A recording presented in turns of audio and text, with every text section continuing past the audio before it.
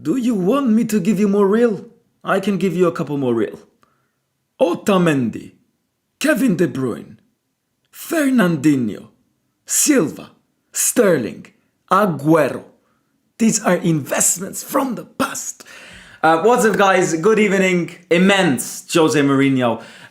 Good evening and welcome to Roma Theory. Udinese match preview, Monday Night Football, Monday Night Cracker. I hate weekends without Roma. It just feels like an international break. But yeah, we're playing on a Monday, so we can wait for other results before playing this game, which is good. I mean, Napoli play now in like 1 minute at home to Fiorentina. Juve play away to Parma. I don't see how they drop points. Milan play on Tuesday night against Bologna. So look, that's a tough one. That isn't an easy game for Milan. I think as of now, the priority is building your distance and trying to create some sort of space from the others. I have said this yesterday. I think as of today, the situation changes literally every day. This highlights the competitiveness of this league.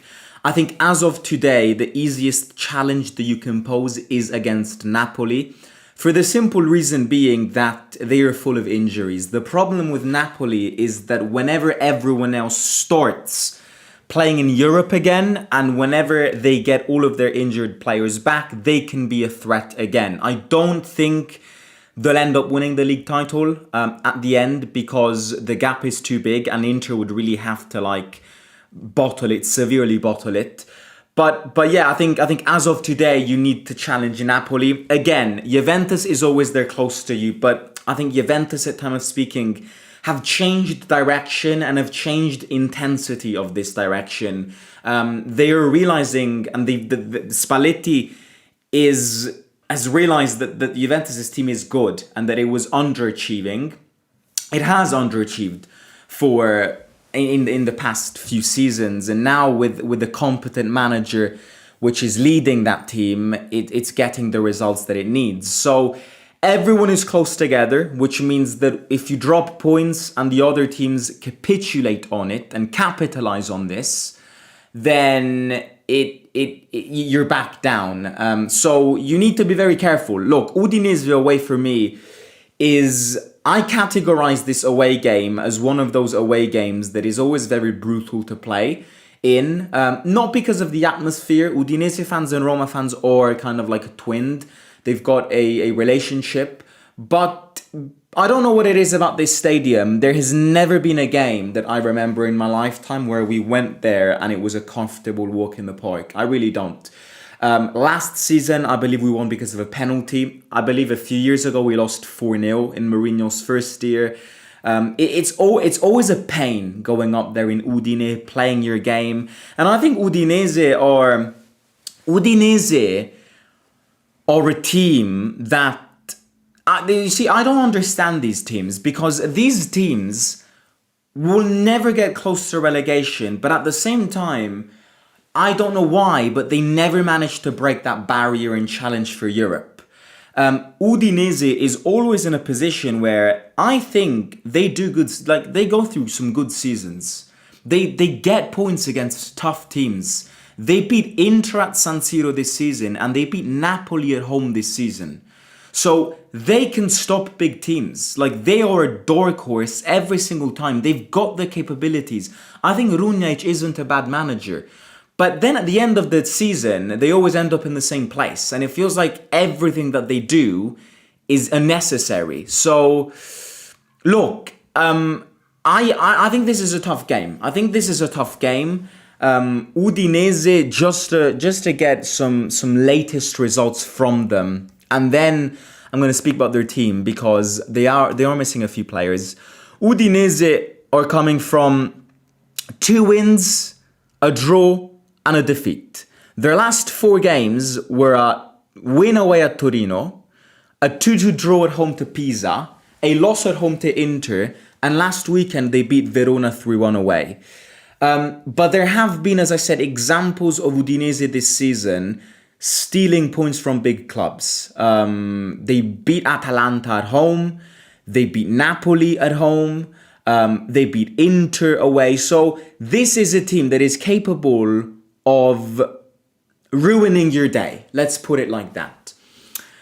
They're missing Zaniolo. Zaniolo is injured. I don't know if it's a good thing or a bad thing. I mean, I certainly think Zaniolo is getting that form back, and this season has been potentially even a candidate for that Italian national team spot. But at the same time, it's good for us because he's probably one of their best players. But I enjoy Zaniolo against us. I enjoy it. So it'll be. I'm not sure if I'm happy or sad that Zaniolo won't be able to play this game. Other than that, some other interesting players that they have. I really like Atta. Atta is my in Italian. In Italy we say pupillo al fantacalcio. He's been a bit over the moon with the fitness this season, but he's a proper gem. He's a talent. He scored in their latest game against Verona. He's a proper player. And then Kenan Davies is one of those classic box to, like, you get the point, like one of those massive strikers that it takes 8 defenders to barge around. They are an organized team. I've always seen Udinese or as a compact team. They know what to do in defense. They don't leave open gaps. They've got interesting players in defense. So I don't think this game will be easy. But at the same time, there is no universe where you can drop points on Monday because of the reasons listed at the beginning of this video. Everyone is so close. Teams are going to win this weekend that if you don't get your points and do your job on Monday, you can drop back down. And these are the games where you can't allow other teams surpassing you. So the thing is exactly this. I think it's very clear. I mean, Gasperini has told us that this game was the priority. That Panathinaikos game was never seen as the game where the starting players had to play. And you can tell by the way we started that game and how that game developed, even with that red card, that the players were influenced by what Gasperini said. They didn't massively care about that game, whether it meant playoffs or no playoffs in Europe. The important thing was to qualify. Gasperini said this, so the focus needs to be on this game. The focus needs to be on this game. The focus needs to be and is on this game. My predicted 11 is the one that is on the screen. Now, Hermoso is back, technically. Apparently, he's back training. He was back training with the group a few days ago. Yesterday, if I'm not wrong. Or today. But no, maybe even on Friday. When was Friday? Yesterday, yeah. But I don't think he will start. I think Gilardi will get picked. Mancho and Ndika in defense. In the middle, I'm going with Chilik and Wesley on the flanks. Kone is injured, so I think Neil and Brian in the middle. And then up front, Sule, Pellegrini and Malin will be the offensive trio. Dybala is out for the next 2 weeks. He's going to miss this game and he's going to miss next weekend's game at home against Cagliari. Look, it could have been worse, but it's these little injuries which don't allow Dybala to get back in that condition that he was at the end of last year.